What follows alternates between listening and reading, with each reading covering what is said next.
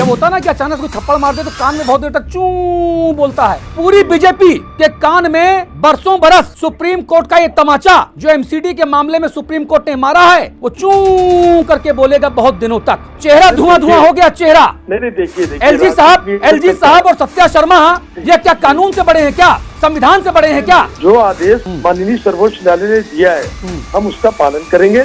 अरे सर कोई और ऑप्शन ही नहीं है और पालन तो करना ही पड़ेगा।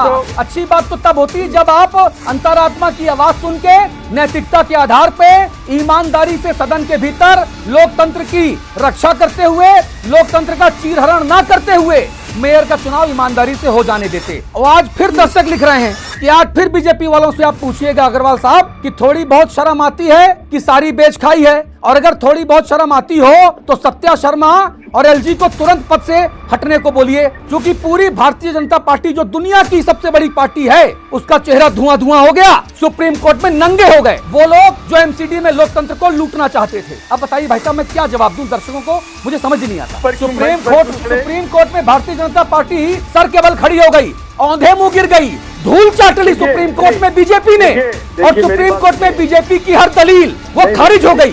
एलजी साहब का सत्या शर्मा का चेहरा काला हो गया। ऐसे एडमिनिस्ट्रेटर पे फिदा होने को जी चाहता है। गजब हो गया भाई साहब, अपना चेहरा धुआं धुआं करवा के सुप्रीम कोर्ट का झन्नाटेदार तमाचा खा के उसके बाद हमें एडमिनिस्ट्रेटर का ज्ञान ले रहे हैं। अब नरेंद्र मोदी जी ने जो कहा था ना सदन के भीतर, क्या कहा था कि तुम्हारे पांव के नीचे जमीन नहीं पर कमाल है तुम्हें यकीन नहीं। यही बात तो अब भारतीय जनता पार्टी के ऊपर लागू होती है। जो नरेंद्र मोदी जी ने लोकसभा राज्यसभा में कहा वो बात बीजेपी के ऊपर दिल्ली में एमसीडी के ऊपर लागू होती है कि तुम्हारे पैर के नीचे जमीन नहीं, कमाल है तुम्हें यकीन नहीं। उसके बावजूद अल्लाह बल्ला साईं बात करते हैं ये बीजेपी की प्रवक्ता। ये जो अतिरेक उत्साही प्रवक्ता है ना, मुझे लगता है जो रात का भांग का अंटा खाते हैं सुबह तक उतरता नहीं है।